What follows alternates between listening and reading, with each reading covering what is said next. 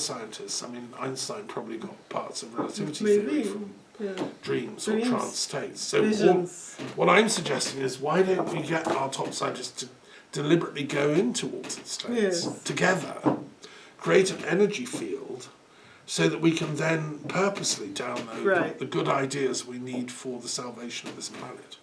If there are beneficent forces out there trying to help us, which is what the knowledge book says, shouldn't we summon them? Shouldn't we ask their help, like, intelligently? Instead of just randomly, you know, the odd guy in Berkeley getting a download, or someone in California, you know, or in Russia or whatever, like do it together as a pool thing. You have to do different things to make inventions, to make discoveries. You don't have to, you cannot do same things and expect a new thing to come out of it. You know that, it's a classical argument. For instance, my father made a chemical discovery. He kept doing the same thing, and then he said, okay, it's not going this way, I take a break. And then he came up with an idea to do it otherwise. He tried it. Okay. Something different. Then he made a discovery for a new material to pop up in polyethylene. I don't He was a professor of chemistry in the States. Yeah, in Florida State University. It's Turkish amazing. origin, but clever chap. Obviously. Very, very clever. And so you have to think differently to, at least scientists would understand. What did he make of the knowledge book? Did you try and talk to him about it? Oh no, it's not something he's it's looked not into? something his area. Maybe. That's the problem with science, is they get boxed in. I'm a chemist. You know what you have to do? I have recommended this before. For instance, let's think about the topic here about the black holes. Right. In 1986, it was talking about black holes, and it was not a popular subject by then. Right, but the knowledge book had it already. Had it already, and you can find a scientist talking about the black holes, and you can analyze his work, and analyze these chapters and combine it, and ask a question. That's how the scientists would read the book. Otherwise, there would be, this is called in marketing, borrowed interests. So I'm borrowing your interest because I know your subject, and I'm inviting you to read it. You have a reason why to read it now. Otherwise, I will give the book to you, read it. Why would he read it? You've got to have some impetus. Of course. It is also saying... Can I ask a silly question? Has the knowledge book been scanned in? Does it exist? Can AI access it? Can I ask my AI guy? Maybe. What does the knowledge book say about black holes? Let's ask ChatGPT. Maybe we can. We'll find out. I think they know about it. The AI has I've got a new thing I'm going to be playing with. Okay, sure. It would be interesting to see, because I think it's so advanced. We need AI to kind of answer some of these questions. We need AI for many things. Like this Japanese is now scientists are making a supercomputer. We need so many data to be processed, and processed in a different way that it has not been done before, to reach new outcomes, right? Yes, so, and maybe time. There was an article in New Scientist magazine from London that they think they've discovered a sort of weird effect whereby at the quantum level the future's happening before the past sometimes. I mean, just look at New Scientist. Actually, I have a channel message about this. I wrote, for instance, the seeds of time for the future has to be planted into the present so that it opens up into the future. Yeah. So time is not what we're making out of it. It's different. No, if everything is happening in the will of God and the mind of God, then God presumably knows all the future and the past and everything, and plays with it. And we're just like people on the job in this particular time, dropped in. Yeah, in this timeline. But actually, our divine mind is connected. free. Is connected to all time. Yes. So I've been in the mindfulness thing. One of the best bits was the The Science of Mind by Robert Holmes. Ernest Holmes, he's called, American philosopher. Do you know that? No. Okay, so Ernest Holmes was a New Thought guy in America who in the 20th and 30s wrote this book called The Science of Mind, which is like 600 pages. Okay. And he talks about how each person's individual mind is a cosmic mind, just the front window of it. Just like a dummy terminal or connections or no, I don't want to call it a dummy terminal. I don't know. I mean, the language he uses is quite dated. He's from the kind of Emerson school of philosophy. So he talks about each of us is the divine mind. Divine mind. And what you think of as Thomas's mind or Elif's mind or Armel's is all the one cosmic mind. And when we know that, we can then manifest miracles. Because we can ask the cosmic mind, hey, you know, I need, etc., etc. And then before you know, somebody knocks on the door and there it is, you know, because you've asked for it. Sure, this is what I was trying to say. I mean, there is a cosmic computer up there and it arranges all possibilities, all reality alternatives for this timeline. And there are other timelines. Then there is a unified reality control, audit, and it takes the data, the optimal data from each timeline to build a new timeline, a master timeline. This is what's happening right now. And this is called, this is the main essence of the main harvest period. It's harvesting data and consciousness codes to create a very good future where the word war is in the history books only. it is not known anymore. And we can have our peace conference in Troy. Yes, we will have it before that. We will install the peace. Yeah, so this is how we get the prophetic. So there's two levels of prophetic intelligence, which is my word for it. The prophetic intelligence is able to plug into divine intelligence, which is the cosmic mind, right? Right. There's one type of prophetic intelligence, which is sort of the common one talked about, whereby I, the prophet, can foretell there's going to be trouble if you do that. That's the Cassandra complex. And nobody's listening, and I know Brexit's terrible, you know, that thing, right? But there's another more sophisticated kind, which is what we Druids also do, and I'm sure other sages do it, which is we learn to steer and navigate the future coming up, because it's like riding the Star Trek, Enterprise. You see the Klingon fleet coming, so you go off at a tangent and escape. Yes. You go into warp speed and get away from it. So you see the troubles coming up for humanity. Yes.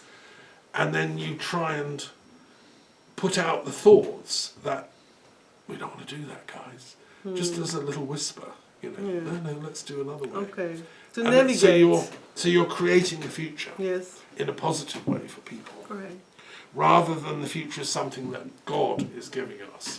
It's not that way. It's that we are creating that future. We are so we can change co-creating. All of us co-create the future. Yeah. The future is not an absolute future. It's right. It's an open it's a game we're playing. That's right. The board's there and it's how we move the pieces. That's right. Yes. Well, I think this is jolly exciting. Yes. Some people don't seem to be playing with peace. I've got a naughty question for you, if you don't. God help me. Yeah, well, maybe that's the right answer. Okay. So we were talking earlier on the tour and all that, and so about war and why some people want to go the way of violence and all that. And you were saying, if I'm correct in repeating, that there are some forces on this planet that actually want destruction, want violence, want war, because they're programmed for that. Yeah. And I was saying, well, how can we get them off the planet, you know, or how can we educate them? What is their real motivation? How can they be taught to want otherwise? You know, because we're talking peace as the preferred option for humanity, but if there are forces, presumably they're quite intelligent, that want endless bombings, and they're using AI to do mass bombings and stuff. How can we teach them? The question is maybe teaching them. One other question might be, how can we take measures for them not to be, too much interfering and invading the sphere? The only way out to make peace on Earth and the universe is to upgrade the consciousness through what I call meta-programming. You take one level of consciousness or one belief system as an input, as a program taken as an input into another program. This is meta-programming. Programs generated through programs. So it's a model of consciousness.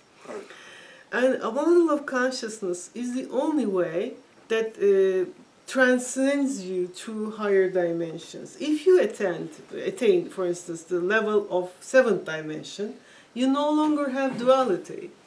That means you no longer have something to fight for. You don't have an opposition. You don't have good or bad. You don't have negative or positive. You have one unity. And this is where we have to be heading up to. What page is the 7th dimension on? I don't know. It's coming up. We need an index.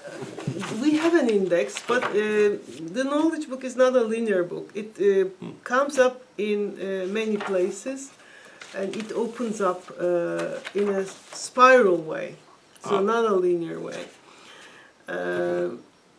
That's what a very good kind of approach. As you say, we need an index. We have an index showing which page and for what. What I was trying to say is, if we can upgrade the consciousness in order to have peace. But if you upgrade the consciousness in really evil people, I've noticed this, they just get cleverer at being evil. There are two types of upgrades. One is consciousness, the other one is the heart, the conscience. Okay. Together, consciousness and the heart,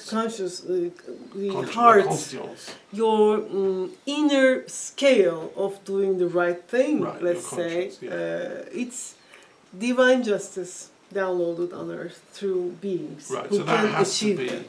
It has to upgraded as well. You can have the knowledge of atom, and you can make a bomb out of it, or you can make it in the use of the humanity. I mean, it is your decision, depending on what scale you are. Thank you for that answer. That the upgrading of the conscience is critical. But you would okay. I know what you're talking about. I mean, when you, as a humanity, as a whole, fall beyond, beneath that threshold of 7th dimension, or you are graduate from the school.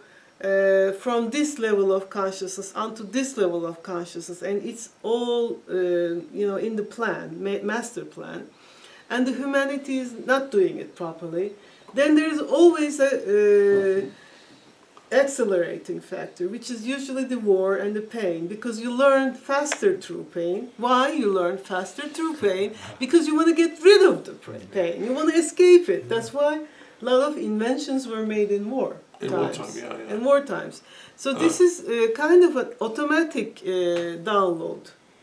Normally we don't need it. But then we end up with a weird kind of idea that Netanyahu is actually the good guy and Putin is I don't want to say good or bad. Because they advance evolution really quickly. No, that's not I want to resist that thought. That's not what a conclusion that should be derived out of it. Good. Just check. Don't worry. Well, we are a philosophy club. We can take the discussion into difficult domains. What I'm saying is, if something is happening, what is the real reason why beyond it? Just not look at the actors or look what's happening beneath it, under the surface. Sure. That needs to be cured. It's like we cannot treat a cancer patient with aspirin, okay? Or we need to find the real cause of it and treat the cause of it. Absolutely. That's what I'm saying. I'm not, praising someone. I don't know them in person. Well, I mean... I'm not responsible of that. Sure. No, I hear what you're saying. Well, that's very interesting. And by the way, to answer my own question about the Russian-Ukraine war, I think my reading of why Russia did the invasion and what's in the mind of those people, Putin types, well, they're saying, hey, we're a great power. Like, we've got amazing, we're an incredible power here. You know, we have huge universities and great learned people, and like Ukraine's just a sort of a thing on the side there. Like we're the real show here, and we've got to show these NATO people who've been bullying us for decades and thinking they're running the planet, that actually other people have got a voice too, and the right to a voice, and you know, etc., etc. So really, what they were saying, I think, this is my reading. I think I've clocked it finally. Is, hey, it's an ontological affirmation that their voice is important and should be heard at the global tables, and the whole world shouldn't just be decided between Tel Aviv and Washington and London, which is the sort of axis we're running on. So, and I think there's some truth in that, because existentially, what we need is a world where every culture's voice is heard. Turkey's, Russia's, China's, Britain, Scotland, France, you know, every culture, Canada. Every culture. And all its nuances. And if we all brought our incredibleness to the table, like I think I've softened towards Russia because I've been working on Babylonian language today. That's really And the Russian interesting. scholars are brilliant at ancient Akkadian and Babylonian. They have some of the greatest linguists who've ever lived. They have all the documentation of the world. I mean, St. Petersburg, I mean, these are profound. You know. I'm admiring them. I don't want Russia to be blown up any more than I want Kiev and Ukraine to be blown up. Sure. What I want is a world where the genius of each culture can share and manifest at the round table, to use the Arthurian image. The word, And we work together collaboratively. the word round table is very important, because there Yeah. you are equal, Yeah. and you have one seat, and Yeah, and that was the Yes. point of the Arthurian Mysteries, which was yes. Merlin's Druid right. teaching. So, okay, look, I think this is fascinating. We'll do one final thing before we finish. We have to have a god or two from the Tarot of the Gods. Oh, okay. Because we've reached a point where we need a few gods to come and help. You see? Because we reach a point in these discussions where only the gods can save us. So do choose one now. Have a shuffle. What if we are those gods who are incarnated on Earth, See trying to do something? We'll see which card you get. This Thor, we had it many times, I believe. Which one? Thor. Yeah, no, well, we like Thor, that's fine.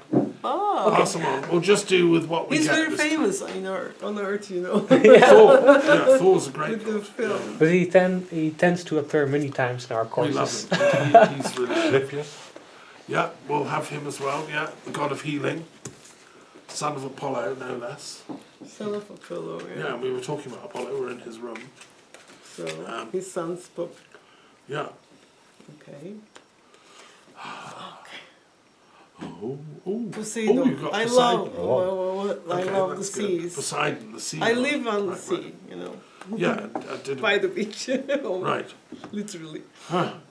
Okay, I'm going to try a little interpretation of why I think they've come up, and the synchronicities involved. Water. So, Thor, it was the key god who gets stuff fixed and done. So you're working in the Thor energy as a young, you know, engineering person, fixing stuff, making stuff, building whatever you're building. What's your latest project you're working on? A house. Oh, a house. Wow. Oh, okay. Right. Okay. So that's typical Thor. He's always got a hammer in his pocket. You see, he uses that.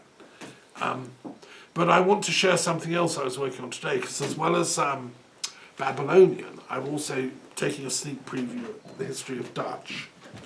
I've been working on the history of the Dutch language, which is your mother tongue, right?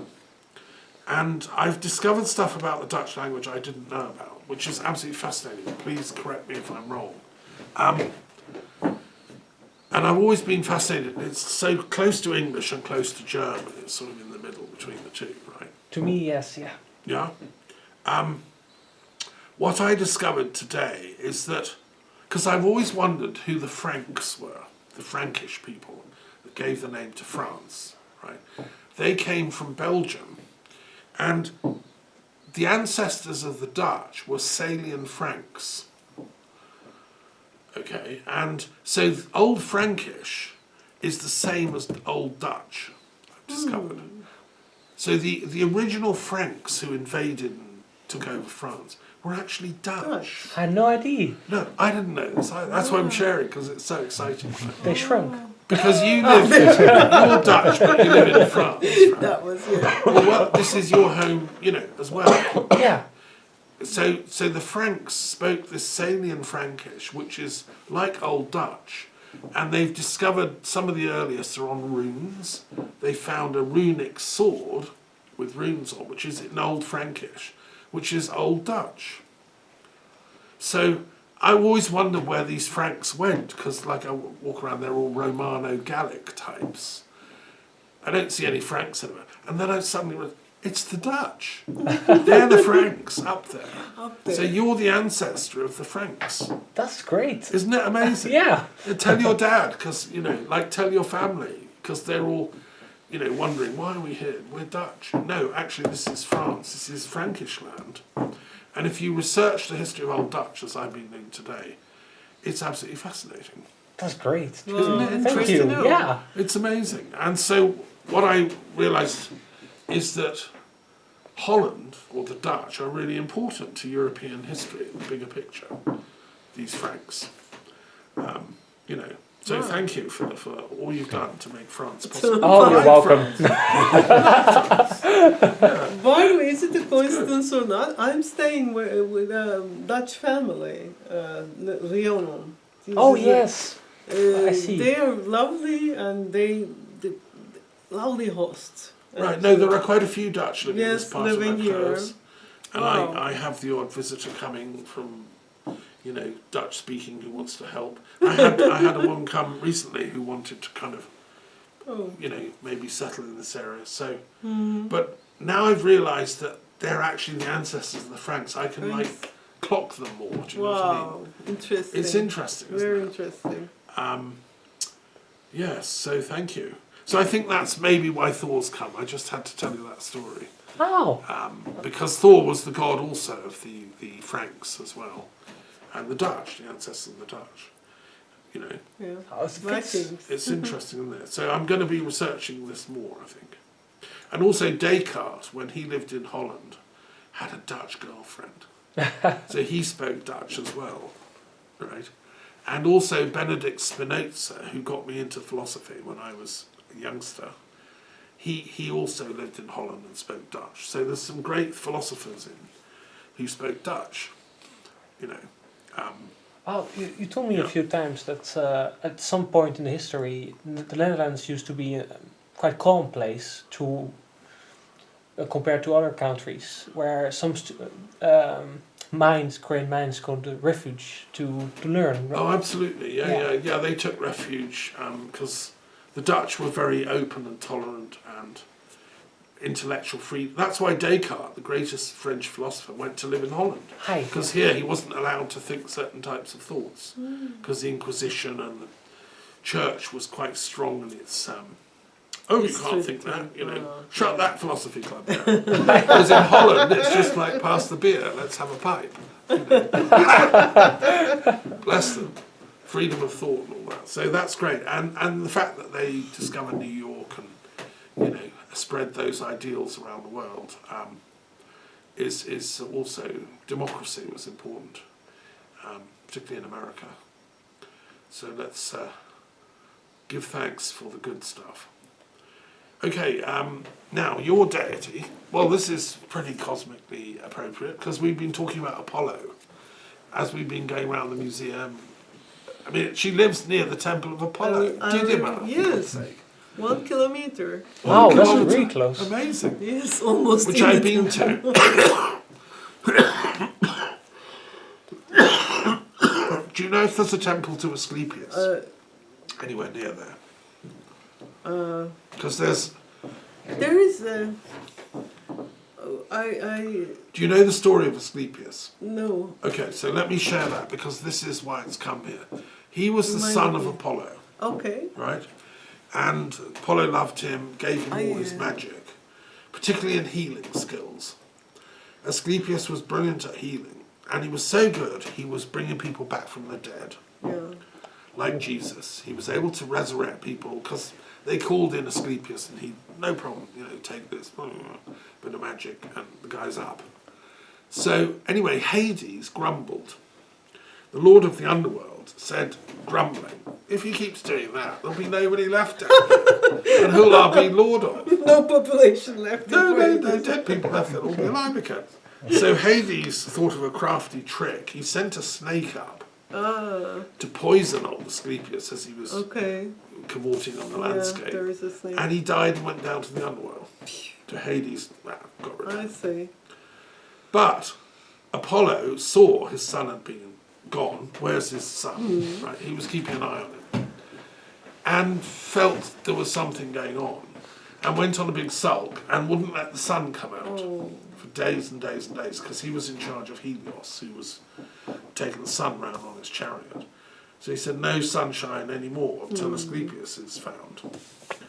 And he sent word up to Olympus, find Asclepius, or there's no more sun. And everyone realised that's the end of life on Earth, So Hermes, who's the messenger of the gods and has brilliant clear vision, he saw that he's down in Hades. He could see into the underworld. And he was sent on a mission by the other gods to negotiate his release. And he was allowed to come back, but not to live on Earth again and resurrect everybody. He had to go direct to the heaven worlds, Asclepius, where he's elevated as a great god. And he lives there. But the Greek doctors, the physicians, regarded themselves as being descendants of Asclepius, because he was half man, half divine. He had children who had children who had children. And all the Greek doctors, physicians, like Hippocrates, regarded themselves as direct descendants from Asclepius. And if not genetically, then intellectually. Yes. So you were initiated into like a esoteric like brotherhood. a healer. Yeah, you were a healer. Okay. And yes. That region is very well known for herbs, which don't grow anywhere else. Have you been to Kos? Where Hippocrates was, the Greek island. Yeah. Because that's where there's a big Asclepion. Okay. Yeah. Wow. Yeah. And we're trying to get some Hippocratic gardens reformed, refounded. Re-established. So, re-established, wow. yeah, in different sacred sites, and maybe you could have one near Didyma or somewhere in that region. Yeah. With herbs, as you say, that have therapeutic properties. Yes, they have. And they are doing some research on this. Which soil type, which weather condition. They're growing. Do you know who's doing that? Municipality. Of Didyma. Okay, well, put me in touch. Okay. Because on the Delphic Games front, we can get something happening here. Yeah. Because we need to heal the planet. What this is about, everything we were talking about, cosmic intelligence and stuff, the point is to heal people in there, and animals and cities and ecology, because the planet's going a bit, screwy, as we say in English. Right? We have to get it back on balance and going back south, into... we call it in America. The planet is going south. It's not good. Yeah, could be going north for all we know. Yeah. Because that comments what a prejudgment, right? What a prejudgment. Yeah, it's a little bit biased, no? Yeah. Yeah. I quite like the south. But anyway... Me neither. we have to get the planet healed. That's what we can agree on. Right. And Asclepius can help. So I think, thank you, Asclepius. He's coming in to help. Thor's come in. He's going to help sort out, get the European Union back on track, and everyone living happily together. All kind of union back on track. Yeah. And then you brought in Poseidon here. Yeah. Who's the Lord of the Sea, the Four of Water. Yes. Not just any old Lord of the Sea, he's the Greek Lord of the Sea. So, okay. And he was, I've been to his temple at Cape Sunion near Athens, which is an awesome temple in Greece. Have you been there? No, I've been to Athens, but not to the temple. Yeah, it's about 10-15 kilometres out. You have to I see. drive it. So the tradition says that when Athens was just being founded, and it's thought it was founded by Minoans. Minoans from the Crete. island people. Yeah, founded also Miletus, as I discovered in the museum. Yeah. The first archaeological discoveries in Miletus are Minoan remains. Yeah. And the first archaeological discoveries in the Acropolis at Athens are Minoan. And also at Delphi. The first remains seem to be Minoan. So Crete was the great power of the Greek world, Yeah. and that's where Zeus was born. So all roads lead back to Crete. Now, Crete.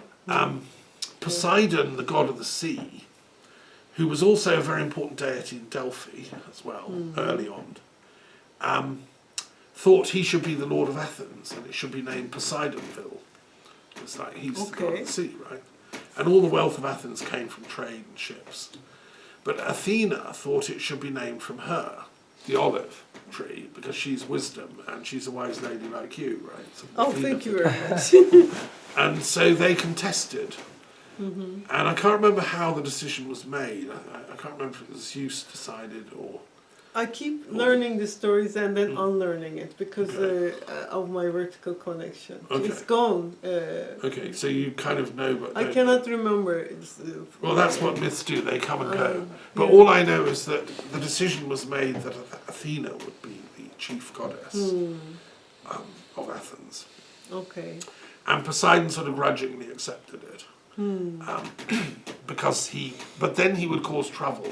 He would cause earthquakes, because he's a god of storms earthquakes. and everything. Storms. And it was him that stopped Odysseus getting home after Troy for 10 years, because every time he got near Ithaca, he'd blow a storm up. And that was to spite Athena, because Odysseus was under her protection.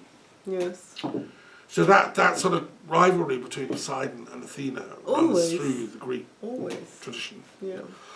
Always a rivalry, and I think because they didn't have peace, the earth doesn't have peace. So whatever you have up there is reflected as a mirror on earth. There have been some nasty earthquakes recently. Yes, there are very much in the whole world, hurricanes. So that's Poseidon being angry, really, Volcanoes. what the Greeks say. Only him? Okay. And I think the answer is we have to make peace between Athena and Poseidon. And that's also between the male and the female energies. That's right. Because that angry, bull-like Poseidon has to be tamed and give his energy and masculinity and all that to helping Athena, why not? And bringing peace. And when I lived in the castle of the Muses in Scotland for 7 years on a loch side, the British nuclear weapon is called the Poseidon. No. We have, and the Trident is the name of the nuclear weapons. Yes, fleet. Trident. The Trident was his tool. There it is. So I purposely invoked, and I created something called the Poseidon Project in the Castle of the Muses to discuss Britain's nuclear weapons fleet and whether we needed it, because it was exercising off my castle shore at the loch. So you contained it actually in a way, maybe. Well, I just invited some naval types and peace types to come and talk. Like, do we need nuclear weapons or not? What would Poseidon say if he were here? And I think the answer we got was that he doesn't really think we should have nuclear weapons on the planet, because they'll cause a lot of trouble if they're lot of mass. It is extinction. I mean, that's not the program. Planetary extinction. That's not the program. No. Actually, we could have given him the mission of knowledge, because water is knowledge. So you deal with your fish and water and knowledge. And no mermaids. No mermaids. Yeah. Okay, so assign him the Thales. challenges.